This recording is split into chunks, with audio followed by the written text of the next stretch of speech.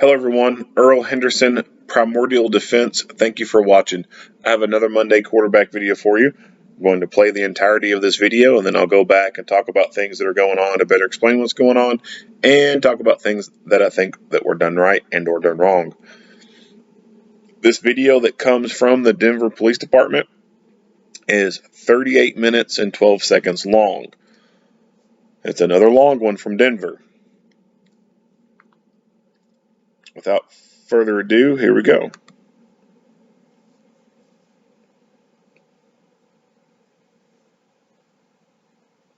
Hello, my name is Matt Clark, and I'm a lieutenant in the Denver Police Department's Major Crimes Division.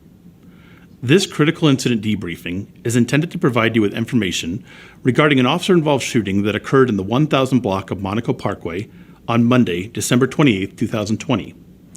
You are about to see relevant video footage and learn about other evidence and police procedures related to the case, so you have an understanding of the details of this incident. The use of deadly force by a police officer demands a thorough investigation be completed. The Denver Police Department is committed to ensuring a full and timely investigation of these serious incidents. This allows for a comprehensive examination of the officer's actions to determine compliance with state statutes and department policies. In accordance with legislation passed in 2015, the investigation of police shootings in Denver are conducted by a multi-agency investigative team made up of members of the Denver and Aurora Police Department homicide units, as well as the Denver District Attorney's Office. All critical incident investigations are actively monitored by the Office of the Independent Monitor. A word of caution. The images and information you're about to see may be disturbing. When a police officer uses force to arrest a suspect or defend against an attack, it can be graphic and difficult to watch. In addition, there may be strong language used by those in the video. Viewer discretion is advised. This officer-involved shooting incident occurred immediately after 3 individuals committed a home invasion robbery at 950 Monaco Parkway. In this incident, an innocent homeowner was shot and killed, and another individual within the residence was shot and critically injured. To protect the integrity of future prosecutions, this debriefing will focus only on the interaction between the Denver police officers and the 3 offenders. There will be no discussion regarding the home invasion robbery, the homicide, or the aggravated assault that occurred in the residence. On Monday, December 28, 2020, at approximately 11:20 a.m., a resident called Denver 911 to report his neighbor, located at 950 North Monaco Parkway, was being attacked. Denver 911, what is the address of the emergency? In Monaco, someone's attacking my neighbor. There's workers, 2 men in yellow vests. One's wearing an orange hard hat. They just attacked him. Okay, are there any weapons involved? I think so. I saw it looked what appeared to be a gun. This residence was on the southeast corner of East 10th Avenue and North Monaco Parkway. The caller provided descriptions of 3 suspects and provided information regarding a small black vehicle that was parked on 10th Avenue that was believed to be associated with the suspects. Denver police officers were nearby and promptly arrived in the area.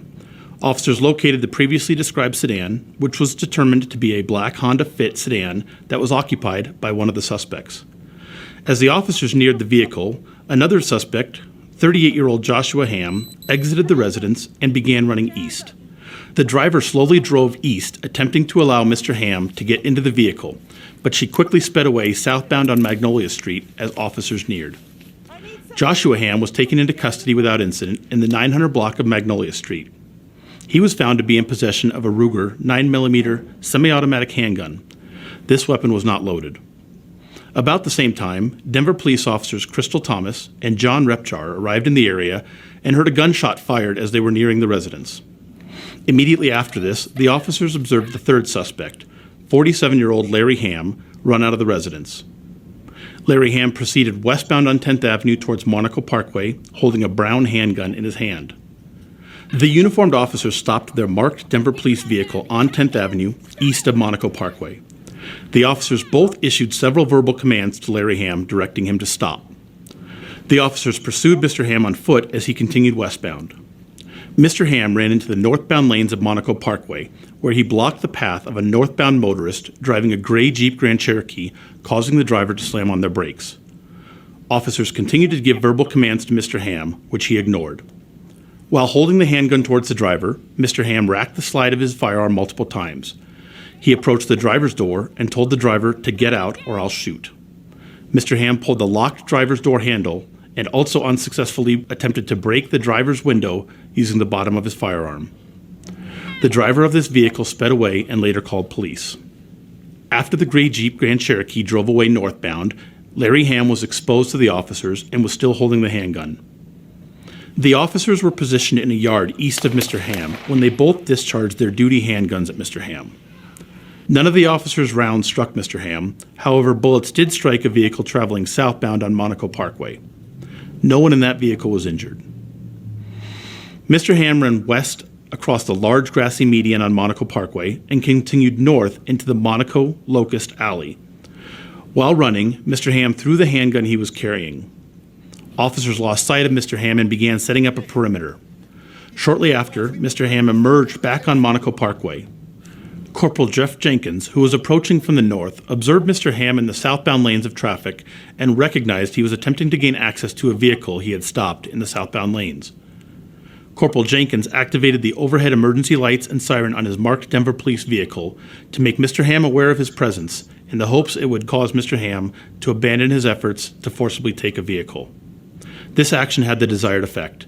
Mr. Hamm began traveling east across the large grassy median and walked back towards the northbound lanes of Monaco. Corporal Jenkins, a uniformed officer, stopped and exited his marked police vehicle. Corporal Jenkins drew his duty handgun and began following Mr. Hamm as he continued into the northbound lanes of traffic.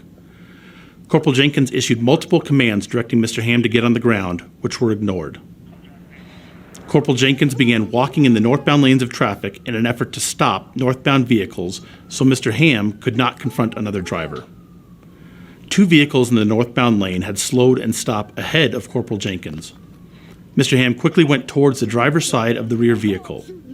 When Mr. Hamm could not open the driver's door, he went around the front of the vehicle to the front passenger door.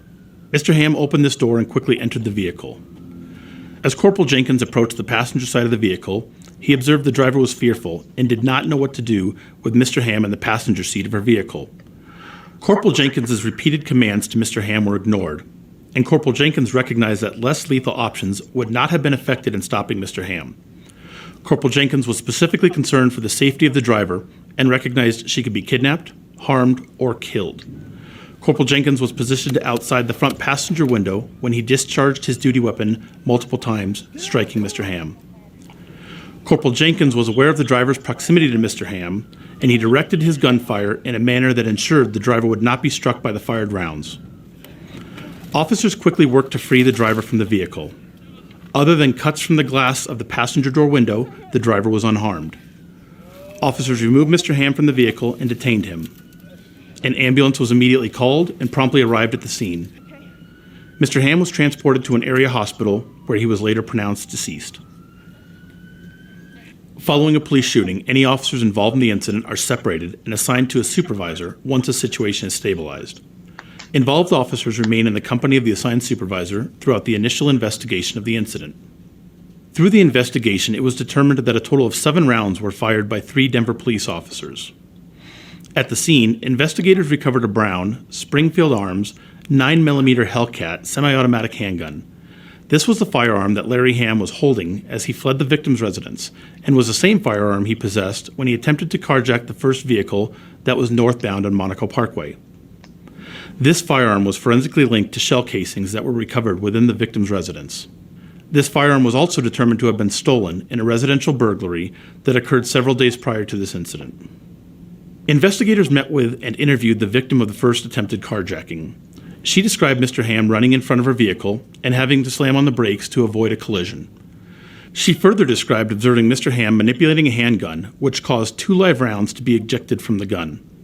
These rounds landed on the victim's vehicle and were later recovered by investigators in the area between the front windshield and the engine hood. The victim further described Mr. Hamm attempting to smash the driver's window of her vehicle with the handgun while shouting at her to get out of the vehicle. She described being terrified and recognized she only had seconds to react before she would have been a carjacking victim. Detectives interviewed the driver of the vehicle Larry Hamm entered. This witness described Mr. Hamm entering the vehicle and immediately pushing and aggressively moving her arm. She believed the officer's actions prevented Mr. Hamm from doing anything to her, and relayed she believed the officer saved her life. A toxicology report revealed the presence of amphetamine, methamphetamine, and THC in Mr. Hamm's system. In the days following the incident, investigators identified the third offender as 44-year-old Tamika Dudley. Miss Dudley was found to be in possession of the black Honda Fit sedan that was used during this incident. That vehicle was determined to have been stolen during a residential burglary several days prior to this incident. In relation to this case, Miss Dudley was charged with first-degree murder for felony murder, 2 counts of aggravated robbery, and 2 counts of first-degree burglary. Joshua Hamm was charged with first-degree murder for felony murder, criminal attempt first-degree murder, 2 counts of aggravated robbery, and 2 counts of first-degree burglary. Both individuals are presumed innocent unless proven guilty. Detectives subsequently linked the 3 offenders in this case to 3 additional residential burglaries that occurred in the vicinity in the week prior to this offense. All officers assigned to uniform patrol duties in Denver have been issued body-worn cameras. These devices are generally worn at chest level by patrol officers and are capable of recording both audio and video. Prior to being activated by the officer, the body-worn camera maintains a 30-second video buffer. Once the officer activates the camera, the 30-second buffer video is captured and the camera starts recording both audio and video. It is important to note that a body-worn camera captures a general perspective of what is in the camera's view.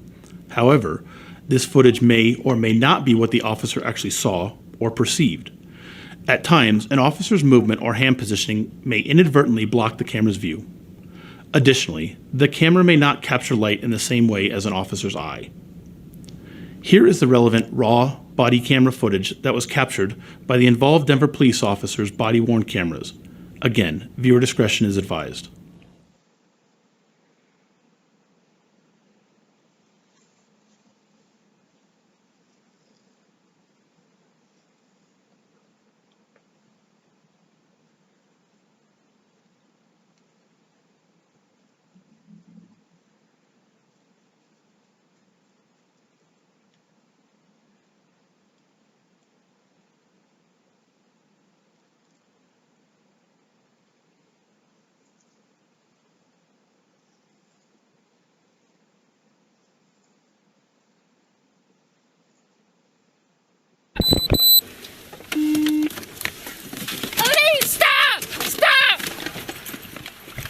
He's got a gun! He's got a gun! Stop!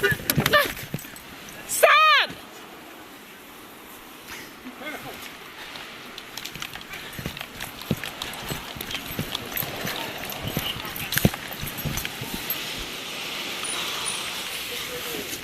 Denver police! Put that fucking gun down! Put it down!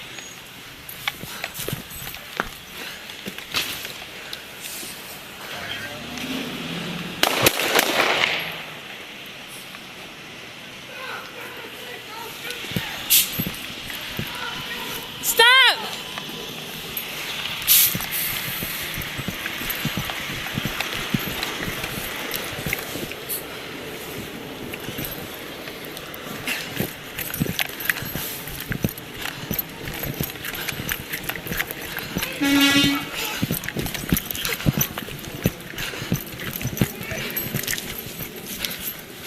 Stop! Show us your hands!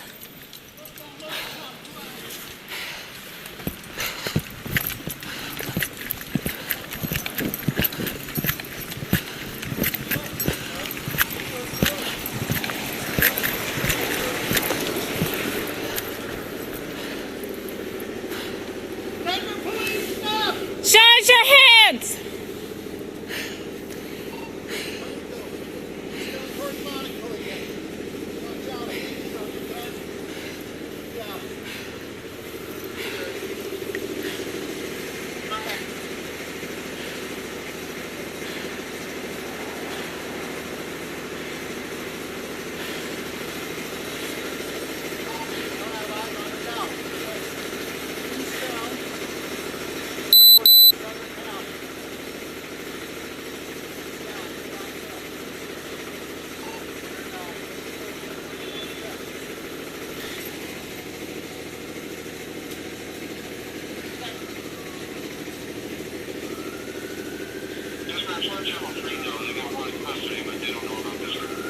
All of you get together because you're all wearing the same thing. Stand right there and don't go anywhere.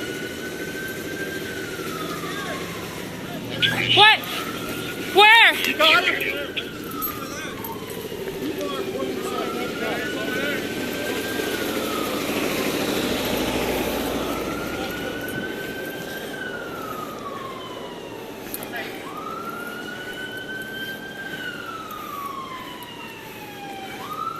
I don't see anyone.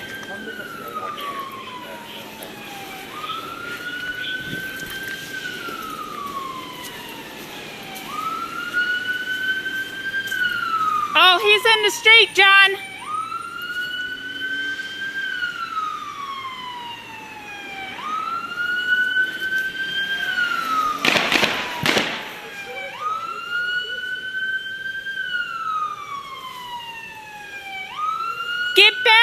Get back, please. We don't know if there's more suspects. Let her through. Go, go.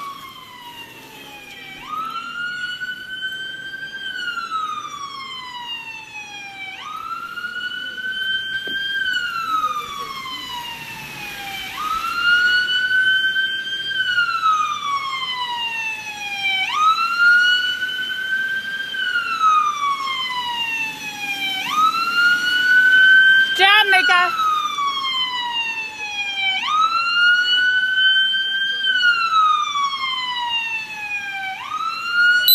They got him over here. Right here.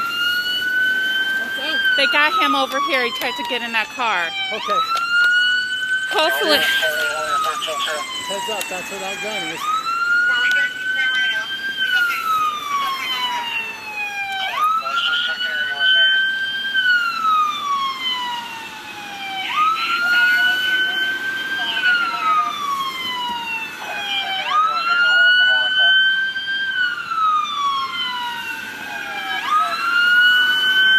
Did anybody go in this house? Huh?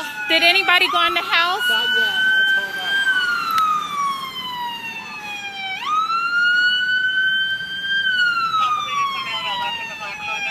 Where's our black male suspect? Or what? Our black male suspect. Right there. I don't know if that's him. This guy was black. That. You guys clear the house? You mean the guy on the ground? right Yeah. here? That's not him? I don't think so.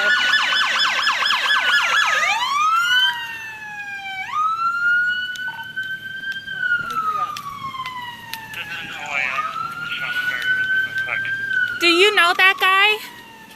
He wasn't with you guys? He's not with us. I saw a group of three in the car up there, and they took off. Okay. My truck Are you shot? I don't think so. Okay. Okay, can you stay here, please? I got a bullet hole right through my grill. Right through Okay. my engine. All right, stay here with us. Get in your car for now, though, because we Did don't they know get if there's... We got one, but we don't know if that's it. So stay in your car. That house. In the what? Well, they came from... Let me get over there and look at this guy. and Okay, make sure. I'll stay over here. Because he came this way and ran through the alley, and then they said they saw him over there, but we don't know if that's the same guy. What's that? Vehicle went eastbound or west? Yeah, it went eastbound. Eastbound 11 from Monaco. Get in your houses. Mansfield, be the exit. More suspects or something? There were more than one from over there. Yeah, I see him. So just... We're gonna stay out the way, don't trip. Okay. Give me the address of the house that needs to be cleared. 13 South 30 action. I'm gonna need a perimeter scene, crime scene from the big 10 to 12. We're gonna need a sergeant down here for an officer call shooting. Okay, so 10th and 12th on Monaco or Welsh. Big Monaco, from both platform. Clear. I need some cars at 10th. Cars at 11th to Monaco. At 2100, go ahead and reach out to traffic so we can get some of those guys over here for that. Clear. Command 2, can we get some sergeants from other districts up here? And then let's include the other site where the other party was found in our crime scene. Clear. Hey, District 2 sergeants that can also respond, and District 3 as well. We got fresh footprints going eastbound up to Magnolia. Alright, eastbound. Monaco, it's going to be the brown house. The brown house is where they ran out of. Zebra 54, we're clear. It's 950 Monaco. Clear, 950 Monaco. Regen Adam, you put me on that. I'll have that way. Thanks.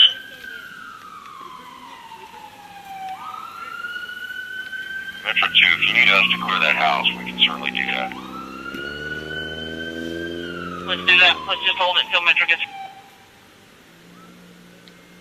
Hey, Kathy, what's the exact address? 950 Monaco. Yep.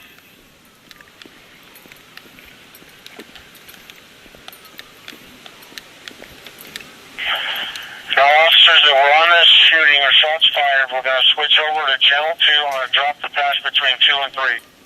Everybody on this, switch over to channel 2.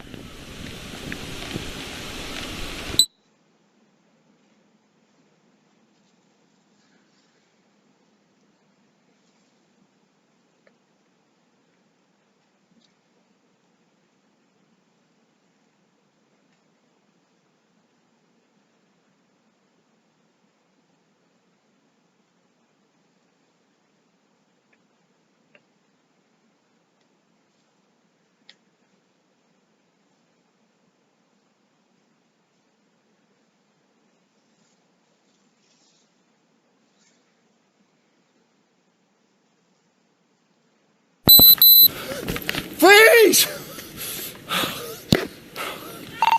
Still northbound Locust Monaco Alley.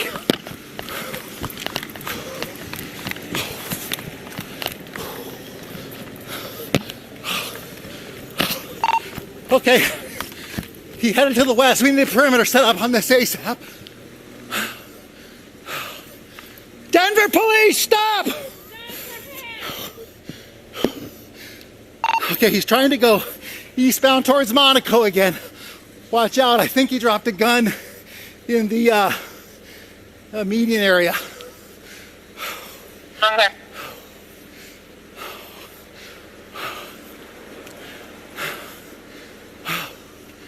Oh shit. I don't have eyes on him now. He went eastbound, more towards the southern half. Eastbound, black male. He's wearing, was wearing one of the orange vests. Clear. Dispatch, let channel 3 know. They got one in custody, but they don't know about this guy. All of you get together because you're all wearing the same thing. Stand right there and don't go anywhere. 120 just unclear. Is that somebody involved in this? You got it? Deal? People are pointing to us that he's east towards Monaco, east towards Monaco.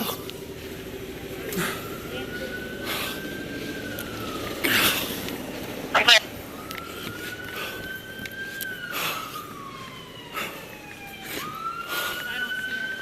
I'm gonna go stand back over here. If you need a patch, 1, 2, and 3, so that way this information's passed along.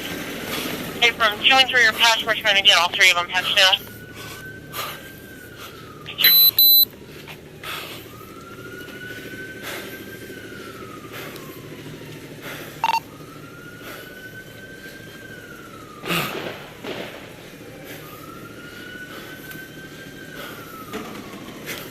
We just had multiple shots fired from somewhere. Clear. What do you have for Citadel?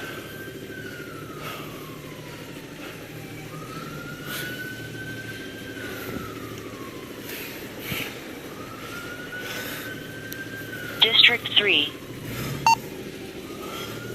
Clear. Just sit right now and give me an update with 13 Sanders.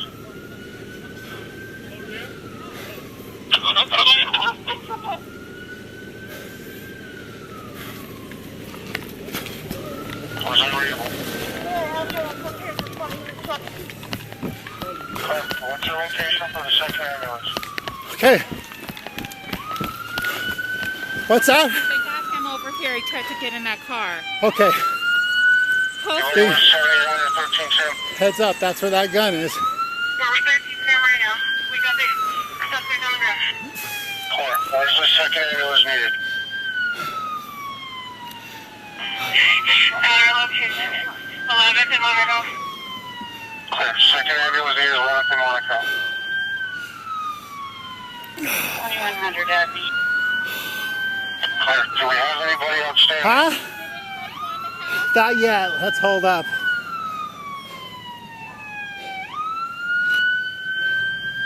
Possibly just a male that left with a black Honda. Where's our black male suspect? Our what? Our black male suspect. I don't know if that's him. This guy was black. That. You mean the guy on the ground right here? That's I don't think that's. I don't think so.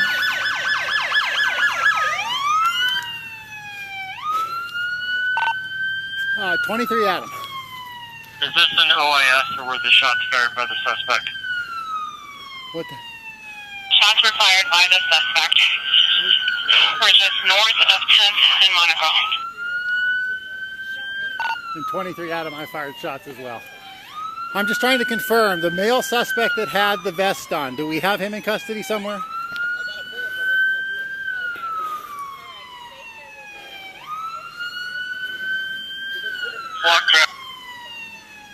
We have the male party with the vest in custody. He's a wounded subject. In the what? Okay. So we're looking for the black four-door sedan that's outstanding, correct? Let me get over there and look at this guy and make sure.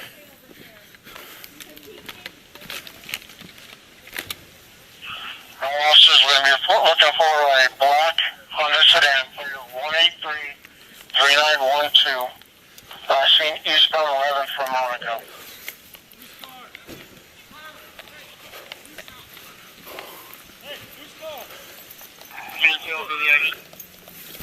Man, 2 thanks. 0276 area, so. Yep. Clear. Okay. Give me the address of the house that needs to be cleared. That one right there is the house he ran out of. Suspects came from that house. Red brick. Suspect ran from that door right there with under the light. Okay, so 10 and 12 on Monaco and where else? Big Monaco. Block road. Clear. We need some cars at 10. Cars at 11 to Monaco. Okay. At 20, we're going to go reach out to traffic and get one of those guys over here for that. All right. Clear. Okay. Can we get some sergeants from the district up here? And then let's get the other site. Did they, what's that? Should I give you my gun? I shot mine too. Yeah. Did we find a gun over here? I don't know. He was just carjacking her when I got it. That's it. Let's look over here. There was a car coming north. Okay, hold on. She was in the car when it stopped. Monaco, it's going to be the brown house. The brown house is where they ran out of. Zebra 54 clear. 950 Monaco. Clear. 950 Monaco. Region X. Thanks.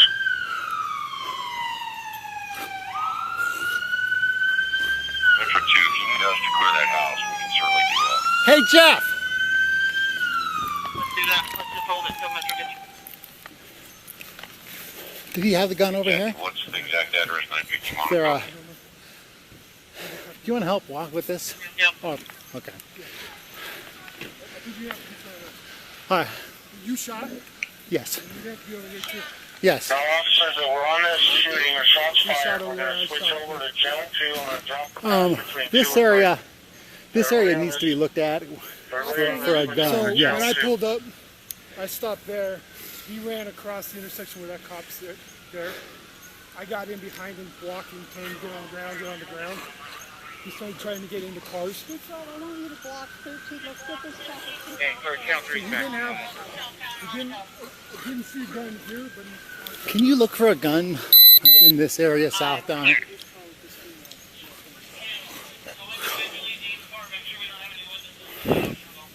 All right. I'm gonna see and secure. I'm gonna turn off. can I turn off? You want?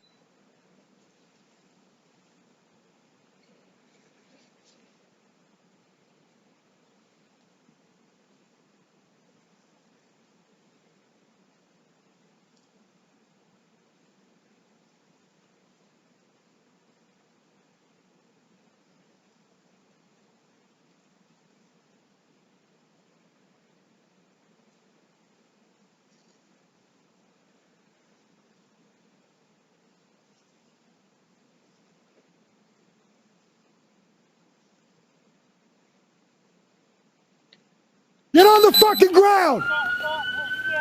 Get on the ground now! Get on the ground! Get flat! Get flat on the ground! Get flat on the ground now!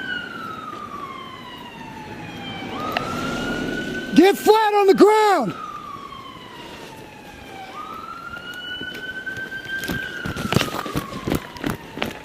$13. If you get in that car, I'm shooting you! I will shoot you if you get in that car!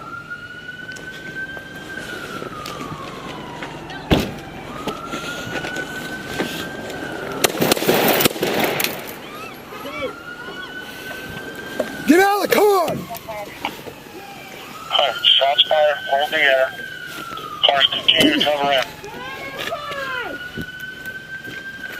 Get out of the car! Get out of the car! Get out of the car! Get out of the car!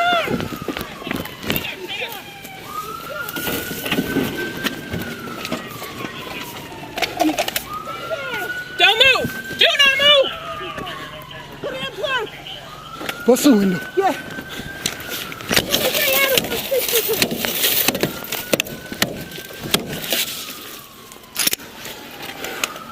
We need an ambulance up here. This party's been shot. You alright?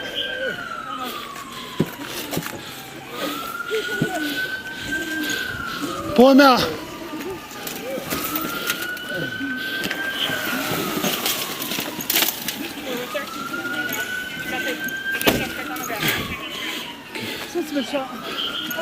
I shot him. No. Get him up. Handcuff him up. Pat him down. 11. I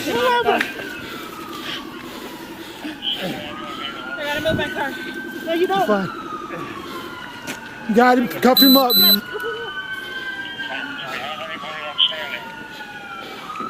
You alright? Did you get hit at all? I'm bleeding. I don't know where I'm bleeding. Okay.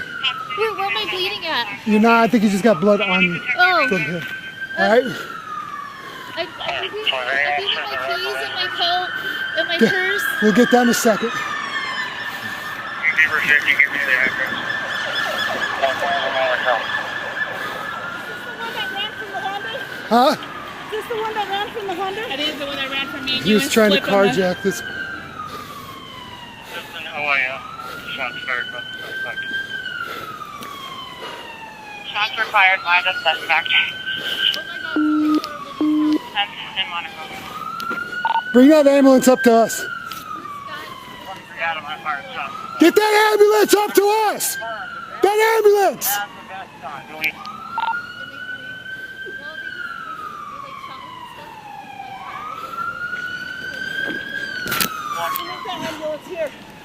We have the male party with the best in custody. Go get your car. Move that car!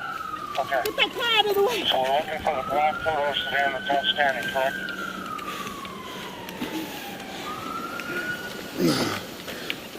I have one in my car right now too. That house needs to be cleared. We need a paramedic. Come on. 3912. Eastbound 11 from Monaco.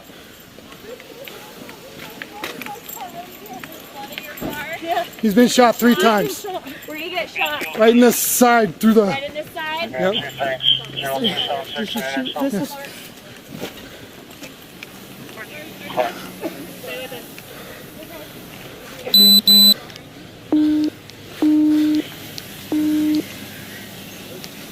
Got 13 Sam, clear the air. I'm gonna need a perimeter scene, crime scene put up. Take 10th to 12th. We're gonna need a sergeant down here for an officer involved shooting. Okay, so 10th and 12th on Monaco and where else? Just take Monaco from those blocks up. On the other suspect, you might have. Clear. I need some cars at 10th. Cars at 11th, Monaco. And 21, I'm going to go reach out to traffic so we can get some of those guys over here for that. Clear. Command 2, can we get some sergeants from other districts up here? And then let's include the other site. Okay, You have to take my gun. What's that? Should I give you my gun? I shot mine too. You did? Did we find the gun over here? I don't know. He was just carjacking her when I got up. But we, come on. Okay. Let's look over here. There was a car coming north. Okay, hold on. She was in the car when I shot. Can we get her checked too?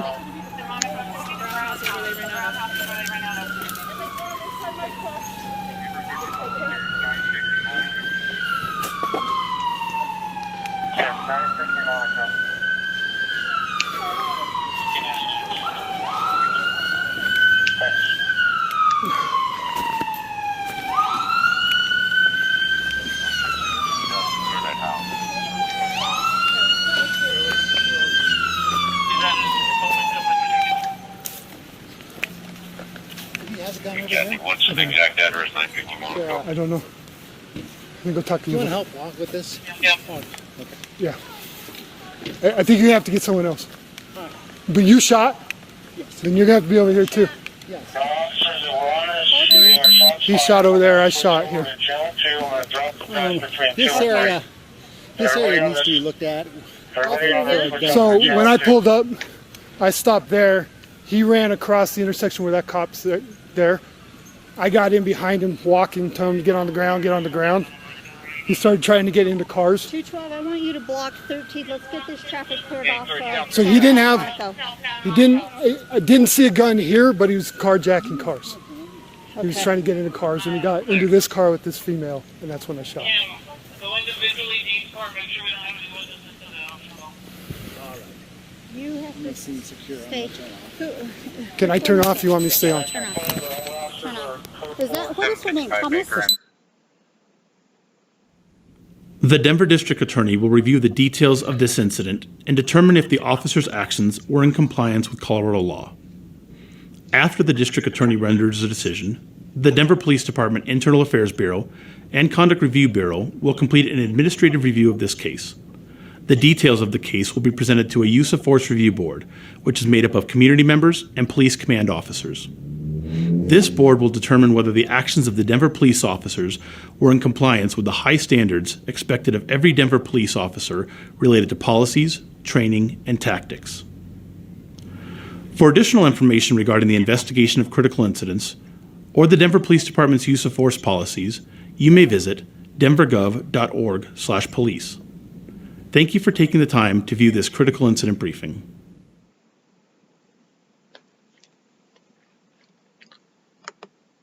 All right, let's get into it. There's a lot to get into. I've watched some videos from Denver police before. There's some other videos that I've done. There were some officers in those videos that I thought were good. They're switched on, like they know what they're doing. There's some in this video that I'm wondering, like, how, like, yeah. Yeah, there's some wondering going on. So, East 10th Avenue. As a recap, these guys were involved southbound on in vehicle. a home invasion. 38-year-old Joshua Hamm exited the residence murder. And began running east.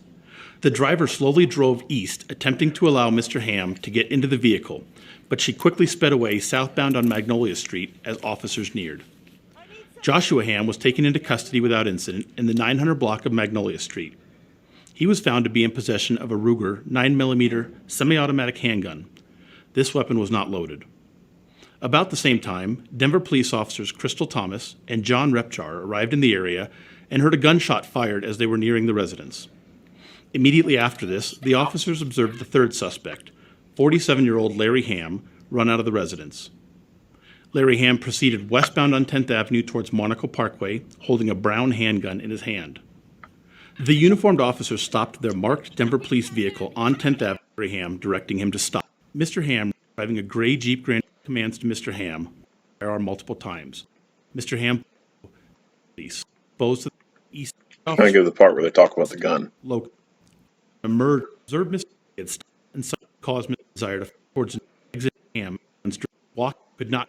There's a lot to filter through, so apologize for all the skipping. Springfield Arms 9mm Hellcat semi-automatic handgun. This was the firearm that Larry Hamm was holding as he fled the victim's residence, and was the same firearm he possessed when he attempted to carjack the first vehicle that was northbound on Monaco Parkway. This firearm was forensically linked to shell casings that were recovered within the victim's residence. This firearm was also determined to have been stolen in a residential burglary that occurred several days. All right, so this is a stolen gun from a residential burglary. If your gun is not on you, then it needs to be made inaccessible or inoperable. If your gun is not on you or within arm's reach, then other people should not be able to access it easily or operate it easily, and/or your fighting gun should always be on you. If you've got a gun for self-defense, then it does you no good if you always keep it in your nightstand and you leave home. Your fighting gun should always be on you. If you're going to leave your gun in your car, at minimum, you should have it in a locked glove box. A locked glove box. Not just put it in the glove box, but lock the damn thing. And lock your car doors. Criminals will go and do what they call car hopping. They'll just basically go from car to car at night in a neighborhood or in a parking lot, and they'll just walk by each car and they'll try the door handles. Whichever door handles open, they'll get in that car and they'll start rummaging around. They'll start grabbing bags. They'll start going through the center consoles. They'll open up the glove box. Anything they can get their hands on, they're going to take. And that's how a lot of guns are stolen out of cars. Someone forgot to lock their doors, and then someone opened the door, and then they got in. And typically these guns are left in the middle console or an unlocked glove box, or they're under the seat. They're easily accessible. Anyone can grab them without, the only effort they mostly do is just open the car door, and then they can grab it and go. They're operable, so they can rack the slide, pull the trigger, make it go boom. If you're going to be leaving your gun in your car, at minimum, you need to put it in a locked glove box. Don't put it in the middle console where there's no lock on there. I don't know of any vehicle's middle console that locks. I'm sure there might be one or two out there, but overall, I can't think of any. So your middle console should never be an option. The little door compartment for your door panel should never be an option. Sliding it under the seat should never be an option. Make it inaccessible. Aside from a locked glove box, you can get a gun box made to go in a car. It slides under the seat, but it has a steel cable on it that you can tether to the seat frame. That way it's not going anywhere unless they bring the tools to unbolt the chair from the frame of the vehicle. You tether it to the seat frame, and the box will keep the gun locked inside of it. That's the next best step. If you don't have a glove box that locks, you don't have a gun box, then the next thing that you can do is make it inoperable, put a trigger lock on there, run a cable lock through there, lock it, and then try to hide it somewhere in the vehicle. That way, if someone does get access to it, they can't operate the damn thing because it's got a trigger lock on it or it's got a cable lock through it. In your house, same thing. You should have it in a gun safe. If you're going to leave the house, go to work, be at work 8, 10, 12, 16 hours out of the day, whatever, your gun should be locked in a safe if you're leaving it behind. It should be behind some type of locked door that's harder to get into. You should not have your gun sitting on your nightstand, in your nightstand, on your coffee table, in the drawer of a coffee table, your sock drawer, underwear drawer, sitting inside your closet, sitting behind your bedroom door, sitting on the top shelf of your closet. That's too easily accessible. Anybody can kick your front door in. Anybody can kick your back door in and go in your house during the day while you're gone at work and look through your nightstand drawer, look through your sock drawer, look through the coffee table drawer, open up your closet, check the corners, check the shelf, and grab a gun. You need a safe to put your guns in that you're leaving behind. If you don't have a safe, then make it inoperable. Put a trigger lock on it, run a cable through it. That way, when someone is able to get their hands on it, they can't easily make it work. The person who owned this gun, who bought it rightfully, bought it legally, they got this gun, I'm assuming, for self-defense purposes. They left it, I would assume, since it was stolen, that they left it out somewhere where someone could easily access it. I highly doubt this thing was sitting in a safe and these dumb criminals broke into the safe. I seriously doubt that. This was probably sitting on a nightstand or sitting in a nightstand or in a drawer somewhere inside the house. And it was easily accessible. The bad guys took it and they used it in a murder. Someone's carelessness helped lead to someone's murder. Now, if this gun was not stolen, would that have meant that that murder would not have been committed? No, I don't think so. They just would have used another gun. But this particular gun, because this owner carelessly stored their firearm, it's used in a murder. They're never getting this back. They will never get this gun back. This gun will be held in evidence forever. If you're not going to carry your gun on you, make it inaccessible or make it inoperable. Otherwise, carry your fucking gun. Prior carjacking collision rounds to be investigators in the area between the. Now, I've seen these before. I can't remember what the name of these are. I wish I should have done, while I was watching this video, I should have done a quick search for this type of 9mm ammo. I've seen this stuff before. I just cannot recall the name of it. It's not what I would call good ammo. I'm going to do a quick search real quick. I'm going to do a quick search for defensive 9mm ammo. Go to images.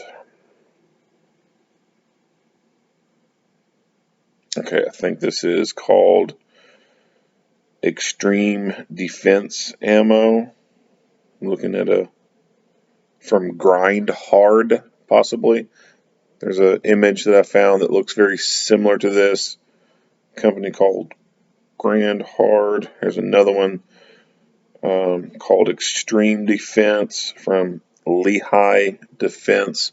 Looks very similar to this.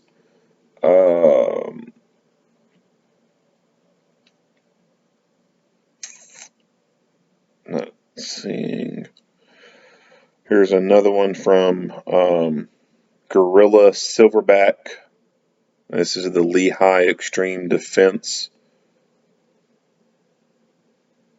I don't know what Other than that, I don't know what this particular style of like design is called.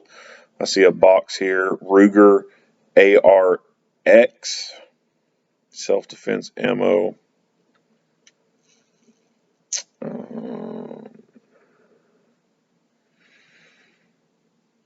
There's that same one from...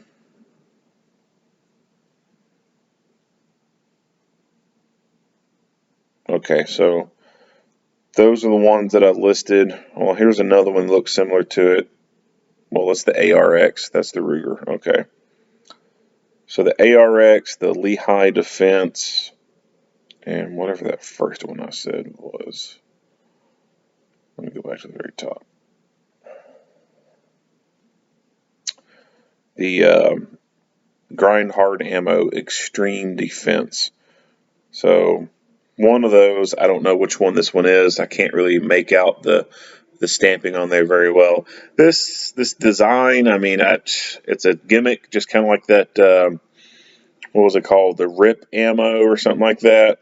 It's just a gimmicky bullshit thing, which to me is not surprising for someone who is going to buy a gun and never carry the damn thing, right? Like they went and bought this gun and they just keep it in the house. They never take it around anywhere, never carry it and get stolen. That type of person, I'm not surprised, would buy this kind of ammo. Like you don't see law enforcement agencies using this kind of ammo. You don't see anyone, at least I have not seen anyone within the self-defense training community advocate this particular style of ammo. Anyone serious about training, I don't think they're going to recommend this. It's going to be your standard hollow point type of rounds that's going to be recommended. So, like I said, this is some kind of gimmicky looking kind of bullshit. And not surprised that the person who bought the stuff, who bought that gun and had it easily stolen, also bought that stuff. Not surprised at all. Kind of expected. All right. So let's get to the first video.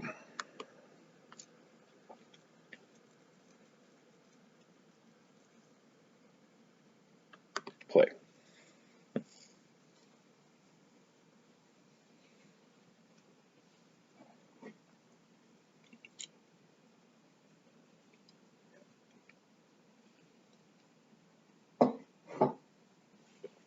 All right. I believe they said earlier in the information that they had heard a shot being fired. She's obviously noticing something. She's got her gun out. Now, Hey, stop! Stop! I don't particularly know what this is in the door. I don't know. I have no idea what this is. I don't know if it's like Febreze or something. This is like the first time I've seen something like this stuck in someone's door handle. I really don't know what the hell this is. And it could be something for COVID. It could be some type of disinfectant thing. I have no idea what the hell it is. But it sticks out to me as something odd.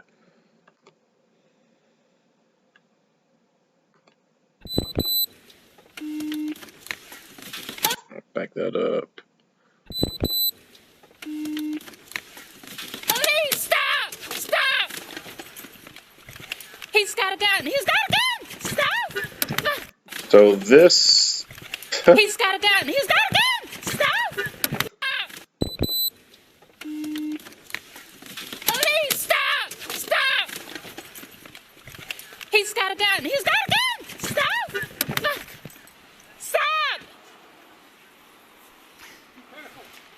So this right here, I don't like. Hey, stop! Stop! He's got a gun! He's got a gun! Stop! Stop! Like, you're the police. Like, you shouldn't be acting like that. The regular people driving down the road in their car, they should be screaming like that. Like, this does not... Like, if I lived in this community, I would not feel very comfortable or confident in my police if I see footage like this. And this is how the police are reacting. They're screaming, "He's got a gun! He's got a gun! He's got a gun! Stop! Stop! She just stands there. She has no initiative to go after him. She doesn't really start to go after him until her partner gets out of the vehicle and starts heading that way. Now, with that being said, I don't know why he decided to just get out of the car and go this way. I think it would have been easier for him to put the car in reverse and start trying to go after the guy. I mean, he got such a lead on them. I think that would have been the better option. But it is what it is.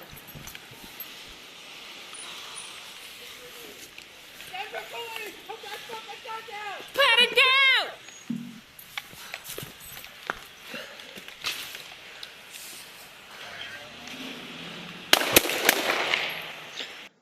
Now that's some shit right there. So that first officer fires, and then she fires.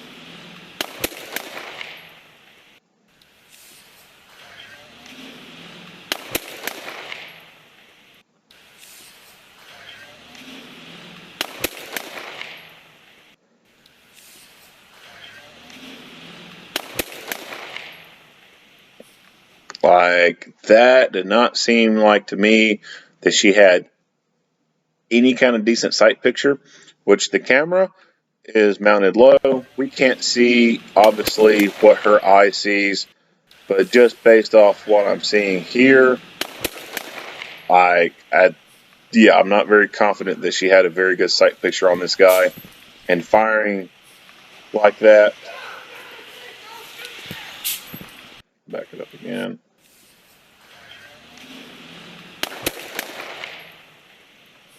Yeah, like, obviously they both missed. The only thing they hit was a car driving down the road.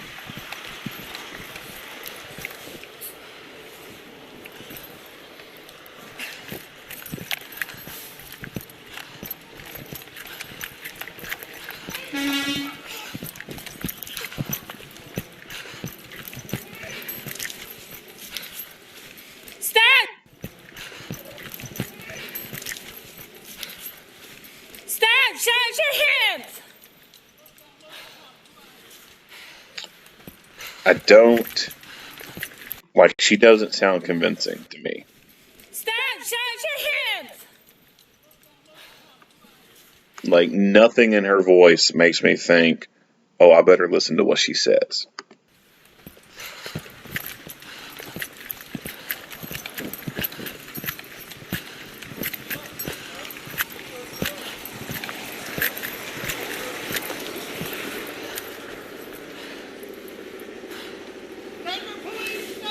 Shout your hands!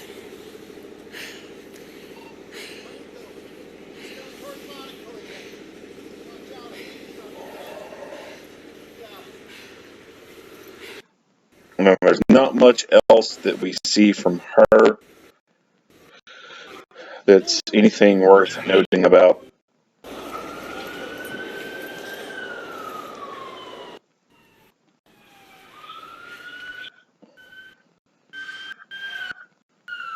Please, go. Specs. Let her through. Go. Please. Get back. Get back, please. We don't know if there's more suspects. Let her through. Go. Go.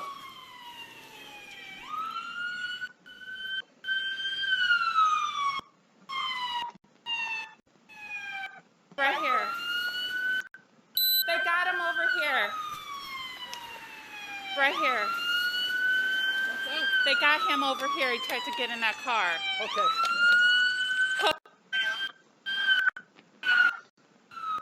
In this house. Him?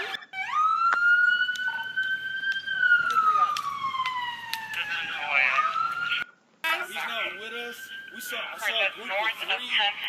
He shot? And they took off. Okay. There were like Are you shot? I don't think so. Okay. Okay, can you stay here? So this guy was the guy who was driving down the road, and I'll back it up so you can see it again when they haphazardly shoot when this dude's in the road.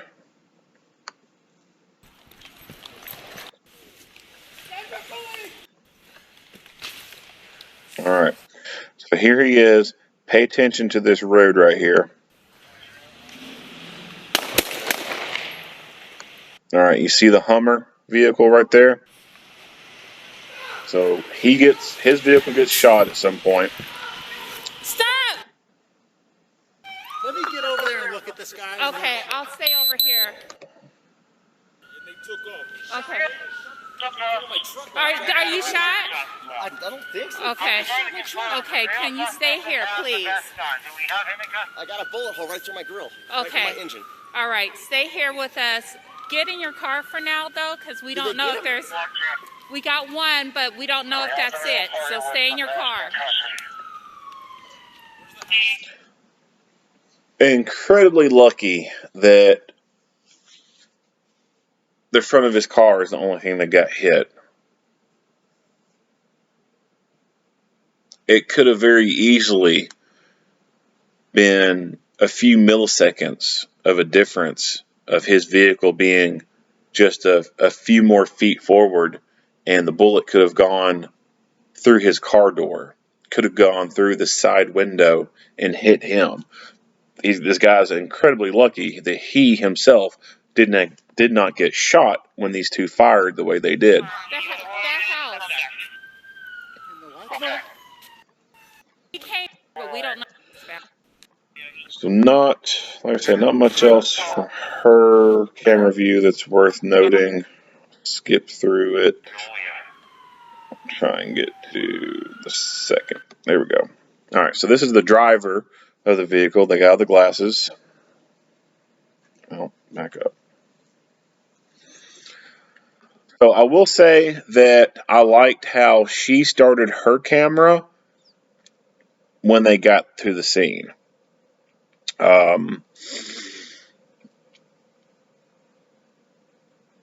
He didn't start his camera until way later, and I think it would have been better if he would have started his camera before he got out of the vehicle. I think that once you start to arrive in the area, you should just go ahead and turn your camera on. That way you don't have to worry about trying to mess with it later. You arrive in the area. As soon as you arrive in that area, you call out that you're in the area. Just go ahead and reach down, tap the event button, and start recording. And then that's going to be better for everyone. So we see that and it's just by luck that, there's a 30-second buffer on this. Just by luck that he happened to capture right before he shot on camera here. So he fires 3 rounds. Pretty clear 3 rounds. And you see the SUV, the Hummer.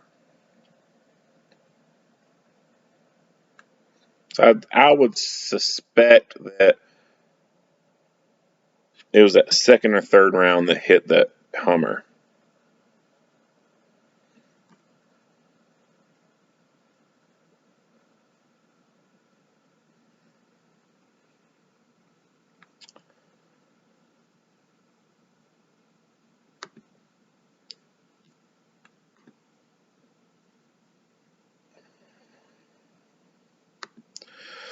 Now, this is where I've talked before about lapel mics. This is a problem in my opinion. He decided he needed to start fighting, and he's got one hand on the gun, one hand on the radio. He had to reach down, pull the radio out of his pouch, hold it up, talk on it. Now he has to do the fine motor skill of putting it back down in his pouch or its holder, and then go put his hand back on the gun for support. I believe that lapel mics are a critical piece of equipment for life safety. I believe your two-way radio should have a lapel mic on it.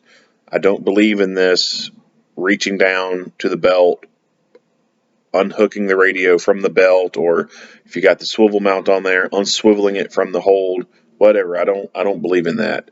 I believe that you should have a lapel mic on there. I think it's a piece of life safety equipment. Some people are opposed to lapel mics because they say all they do is fall off when there's a fight. Yes, they can. However, there's products out there. There are solutions out there to prevent that from happening. There's a company called Mic Loop.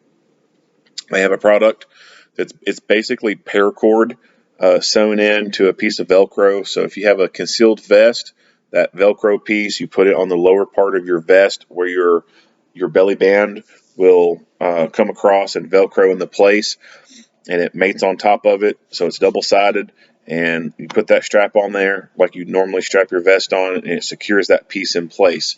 Attached to that Velcro piece is a loop of paracord, essentially, and it's got some length to it, and you can have it come out between the buttons of your uniform shirt, and you would take that excess loop and you wrap it around the clip of the lapel mic, and it stays in place pretty good. There's quite a few videos out there of them tugging on it and putting force on it and moving it in different directions, and the way you would loop that piece of paracord around that little clip on the lapel mic, I mean, it's pretty bomb proof.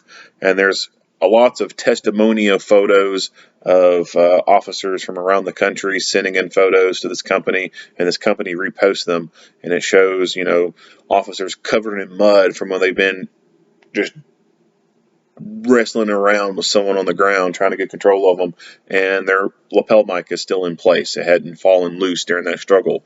So you can either buy something like that.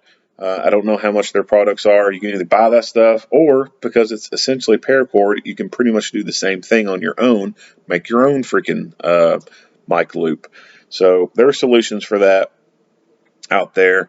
There's even Bluetooth lapel mics that you don't even have the cord on there, and you can come up with some pretty good mounting solutions for those to put them in a spot where they're less likely to come off and would be harder to come off. That way you don't have that cord that can catch on stuff and then get it knocked loose. So there's really no good reason why you shouldn't have a lapel mic.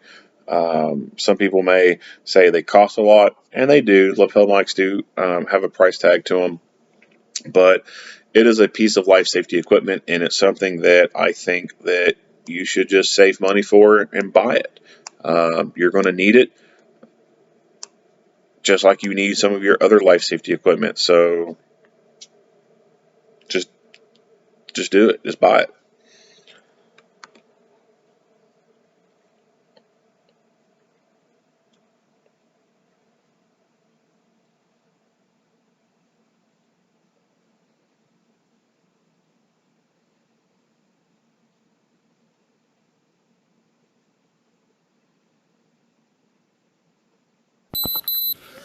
Finally decides to activate his camera. So what an odd happenstance that this guy's wearing, a bright yellow, traffic vest, and then he comes across these other people who are also wearing a traffic vest. Even one of these guys is a black male as well. So, I mean, luckily he was able to keep up close of enough distance with this guy and keep a visual on him to where he knows it's not one of them. Had he been, something like 30 seconds behind or something like that, and you come around that corner, very easily could have assumed that this guy was the dude that was making the escape down through here. Freeze! So it seems like this guy's winded too. Northbound Locust Monaco Officer's Alley. obviously winded. Hey, it happens. I mean, not everyone can have the luxury of going to the gym all the time and working out. So when you got family and all these other obligations, it can be hard to go to the gym and maintain that fitness, which I've always thought, the requirements to get hired somewhere, you got to pass this physical test. And for example, here in Kentucky, it's called POPs. You gotta do, you gotta do push-ups, sit-ups, you gotta run a mile, you gotta do a 300-meter, 300-yard sprint, you got to lift a percentage of your body weight, and you got to do all that. And if you can't do it, you don't get hired. But all you got to do is practically just do it in the beginning when you're getting hired. The agencies will see that you got to do it, and then go to the academy. They'll obviously make you do it, and you got to do it to graduate. But once you graduate, once you finish, you ain't got to do this shit again. Like, you don't have to do so many push-ups. You don't have to do so many sit-ups. You don't have to prove that you can, run a mile in so many minutes. You don't have to do this 300-meter sprint. You don't have to lift a percentage of your body weight. All you got to do is do it practically once to get hired and pass the academy. Beyond that, it's like no one gives a shit. There's no requirements to maintain that physical fitness. Some do, some can. 10 years, almost 20 years into their career, they can still pass that POP test with flying colors. Not everyone does that. Not everyone can do that. Other people have, more demanding lives outside of work. Like, you work 10 hours a day at your job, and then you got to get out, you got to go home, you got to, have kids, deal with the kids, you got to deal with the wife, you've got to go run an errand, you got to go pay a bill. I mean, there's lots of stuff to do outside of your life, and not everyone can spend a lot of time in the gym. So, not harping on this guy for being winded so soon. It's life. I mean, not every single officer out there is a robot and can spend X amount of time in the gym and still maintain a normal life. So, but I've always thought it was kind of stupid that you have to jump through all these stupid hoops to get hired. But once you get hired, it's like no one gives a fuck about it anymore. And that's always made me think that the standard is stupid and is laughable, because it doesn't matter. Once you get hired, you don't have to do it again. If it's so important, why don't you have to continue to do it after you get hired? Anyway, in that rant. So he still sees them. He still maintains visual on them. The bad guy goes over here. Denver! There he is right there. He could have very easily, in my opinion, continued down the alley to get to this guy. Police, stop! Okay, he's trying to go. I don't think the fight was in him at this point. I think he was probably a little too winded. He probably knew that if he even did get on top of this guy over here, he's so winded he's not going to be able to do much. I don't know if he was thinking that far into it. I just almost kind of think that the fight just wasn't in it for him. He just wasn't committed to going to him and getting involved with the guy. Median area. Or toward. All of you get together because you're all wearing. Now this. All of you get together because you're all wearing this.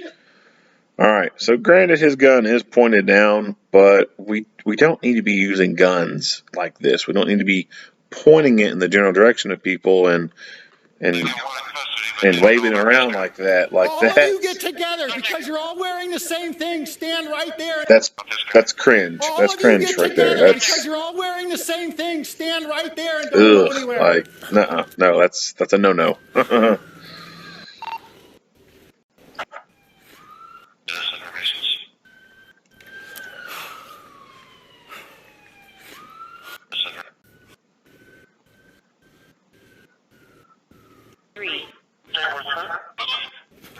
So they stay here for a lengthy amount of time, even though, you know, they've heard people point out that this is going on over here. They hear the gunshots over there.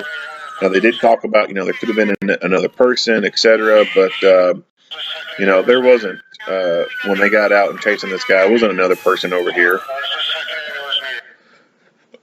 This is a sign to me that his two possibilities here. Either A, the firearms training he received wasn't that great, or the firearms training was great, but he didn't take to it very well, and he kind of got lost in the sea of other people in his class, and no one kind of noticed a lack of proficiency with his gun handling. This right here, with a semi-automatic gun, that's dumb. Like, you don't ever cross your thumb over the back of the slide like that. Both thumbs forward. So this here is a training issue. When I see stuff like this tells me this person isn't trained well. And it's either, like I said, A, the instructors weren't that great and didn't teach them very well, or B, there was good instruction, but there were so many of him in the class that he kind of fell through the cracks, and no one kind of noticed that he wasn't up to par the way he should have been. He was able to pass that minimum standard, and because he was able to pass that minimum standard, he was given the stamp of approval. This right here, you should never see anyone hold guns like this when it comes to firearms handling. This is a huge no-no.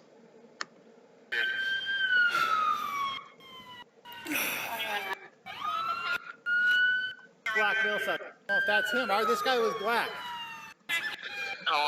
They lollygag over here at this corner for quite some time. He finally decides to go all the way over here to lay eyes on the guy.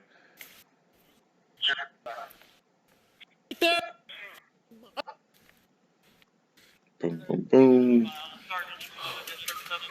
He gets over here.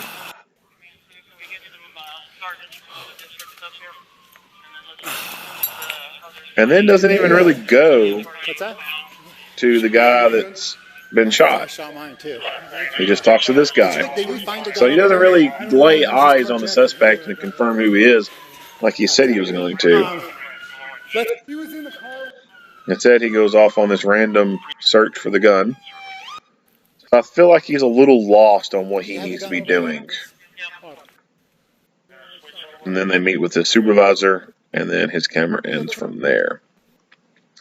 So these first two officers that we see body camera footage from, I think there's some remedial training for them. I think they need some more training with stuff. As if I was a resident of Denver, I don't think that I would be very happy with what I saw there. Definitely think there needs to be some remedial training for those two. Now the third guy, let's check his footage out. Who's arriving on scene? He catches view of the guy trying to break in the shit. Throws his lights on to kind of scare the guy away. Gets out. He doesn't turn his camera on immediately. Again, like I said earlier, I think the best course of action is when you're arriving in the area, just go ahead and click that camera on.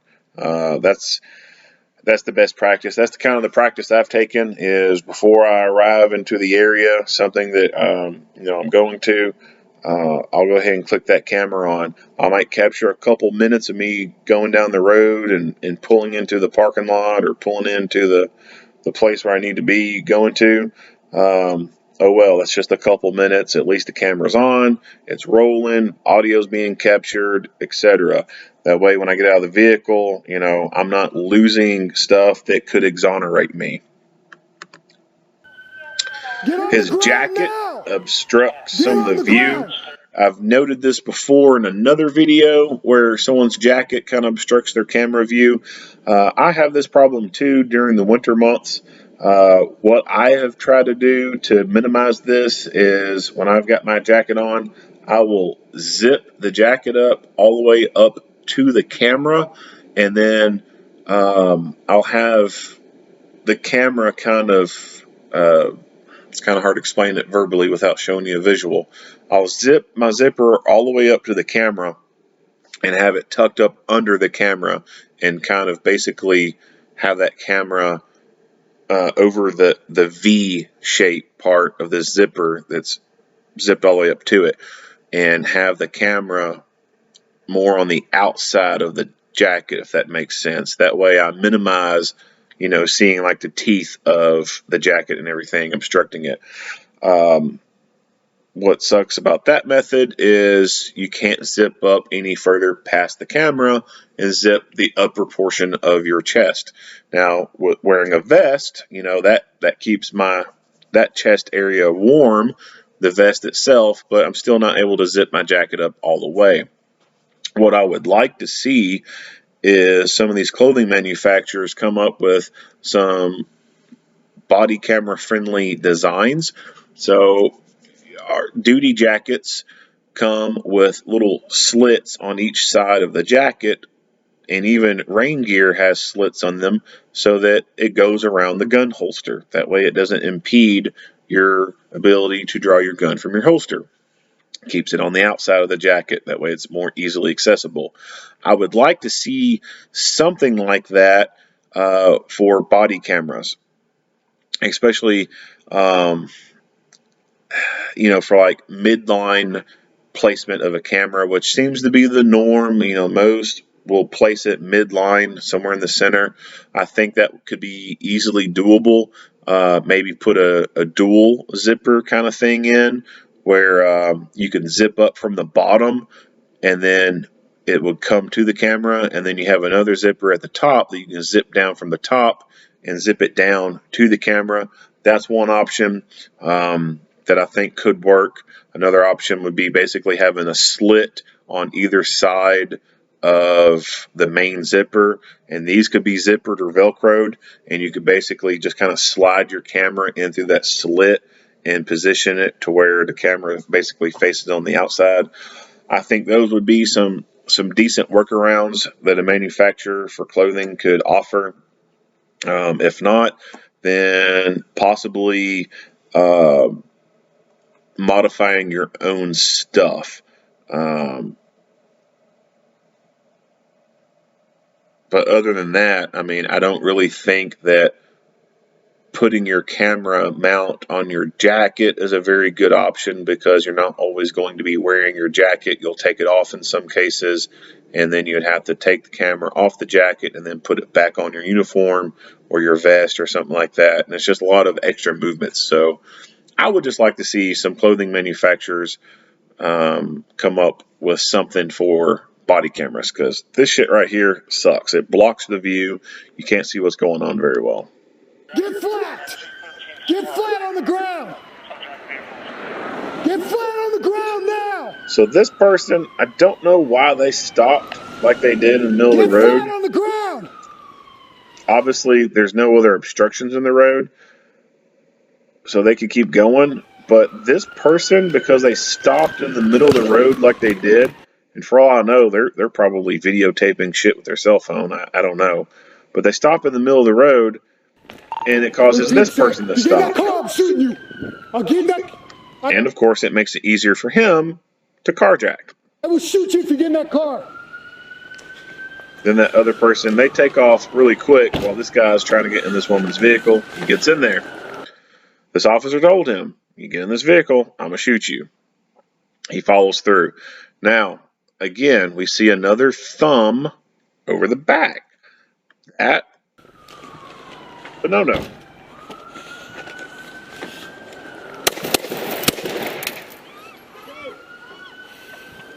Get out of the car! So that's a sign, like I said, there's some type of issue with training right there. Get out of the car! I don't know if it's the instructor not fully making sure everyone's good with what they're doing, or if it's an issue where, people kind of fall through the cracks kind of thing. So the woman jumps out of the vehicle, and this vehicle is still in gear and it's going forward.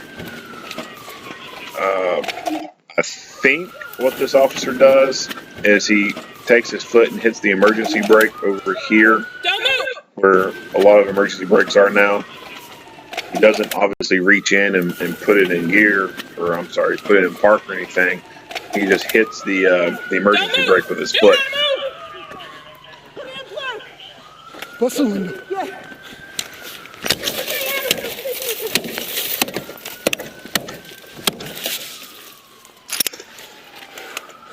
We need an ambulance up here. This party's been shot. You all right?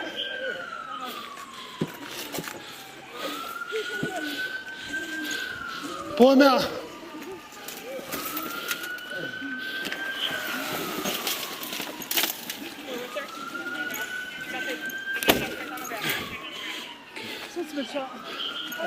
I shot him. Get him on. Handcuff him up. Pat him down. I shot him. So this is kind of an awkward moment. They get him out, and it seems like they're kind of almost unsure on what to do. He does verbalize that he needs to be cuffed. I shot him. Get him on. Handcuff him up. Pat him down. Why he doesn't get hands-on and pat him down and cuff him, I don't know. Cuff him up. I think he might be a little scatterbrained at this point. I don't really know, but I don't really like his lack of initiative in securing this dude and doing some work himself. Like, you're a dude. Why are you leaving it to a couple women to do this? Got him. Cuff him up.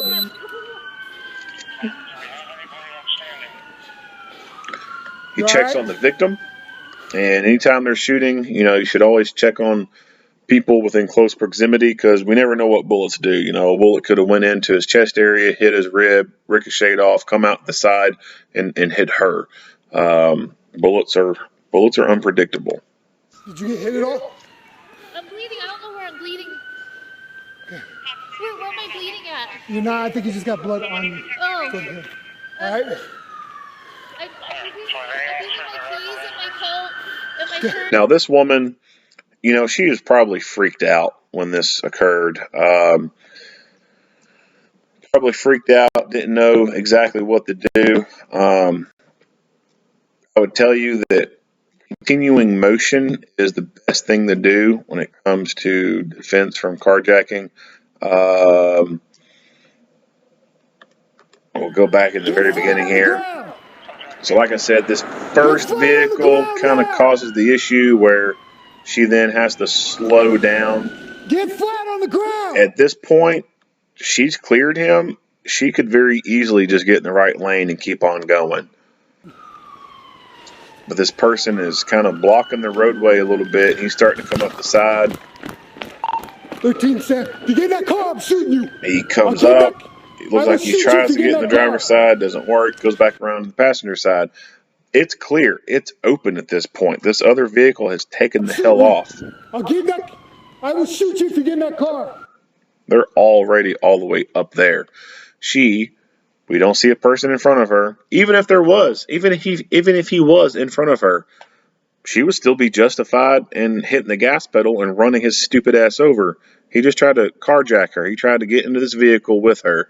I know in Kentucky law, someone trying to get into your car is the same as, someone trying to get into your house, as long as you're in it. You still use deadly physical force. He done came around, tried to get in there. Now he's going around the passenger side trying to get in. She should have stomped that gas pedal and took the hell off. But she didn't. She got all super worried, and this guy was able to gain entry into the vehicle. I'd say that she's freaked out. She's probably not someone who has that kind of mindset. Probably someone who kind of lives in condition white all the time. Always aloof. The kind of person to say, oh, they came out of nowhere, not paying attention, not having good situational awareness. The kind of person that would have the mindset, oh, this would never happen to me. So, I mean, I can't blame her 100% on, freaking out, not knowing what to do, and allowing this guy essentially to get into her damn car. But it happened. But something like this, someone's trying to get in your car. One, you should always keep the doors locked. But secondly, I will someone shoot trying you to if you get get in in that it, car. your best course of action is stomp that gas pedal. This dude ain't going to be able to catch up to you once you stomp that gas pedal. And if you start dragging them, hey, that's their own damn fault. They shouldn't have been trying to get into your car. They should have let go a whole lot sooner before they got dragged half a mile down the road. Hit that gas pedal, get off the X, get the hell out of there. He fires some rounds into the guy, drag him out. He goes, checks on the driver, make sure she's okay.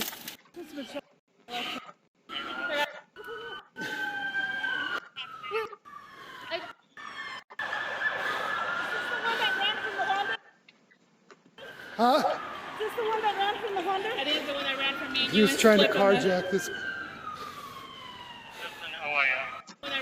He was trying to. Huh? Is this the one that ran from the Honda? That is the one that ran from me. He was trying to carjack this. So these two women were from the very, very beginning where we see, let's see here, this guy, the Joshua Hamm.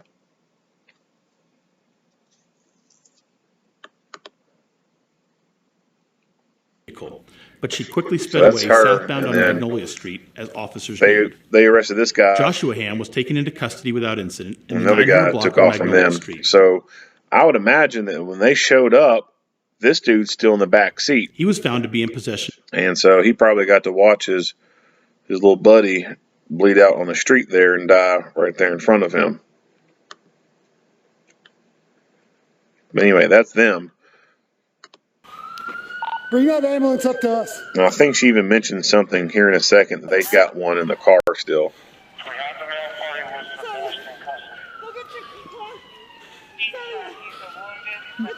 Move that car!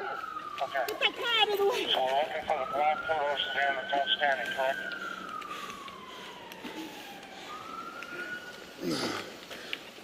I have one in my car right now, too. Yeah. So she mentions that she's got one in the car. Where you get shot? Right in the side, through the... Right in this side? Yep. And put up.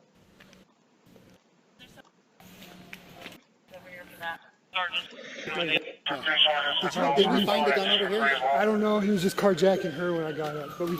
Come on. He was in the...